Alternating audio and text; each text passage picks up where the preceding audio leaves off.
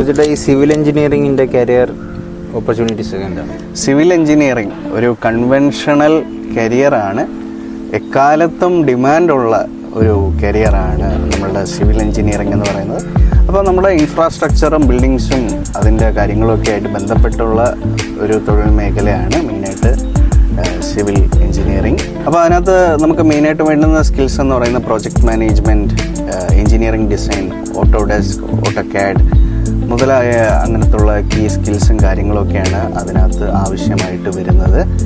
അപ്പോൾ നമുക്ക് നമ്മുടെ ജോബ് ഓപ്പർച്യൂണിറ്റീസ് എന്ന് പറയുന്നത് ബിൽഡേഴ്സായിട്ടും പ്രോജക്റ്റ് മാനേജേഴ്സായിട്ടും പ്രോജക്റ്റ് അസിസ്റ്റൻസ് അങ്ങനെയൊക്കെയുള്ള ജോബ് ക്രൈറ്റീരിയ ആണ് മെയിനായിട്ട് അതിനകത്ത് വരുന്നത്.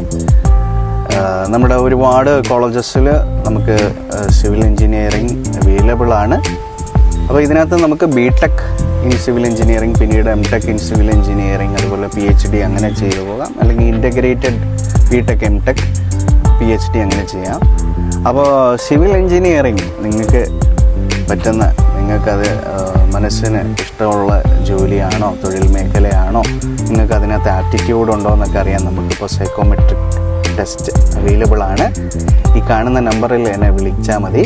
ഓൺലൈനായിട്ടും ഓഫ്ലൈനായിട്ടും ടെസ്റ്റ് അവൈലബിൾ ആണ്. സൂരജേട്ടൻ കൂടെയുണ്ട്.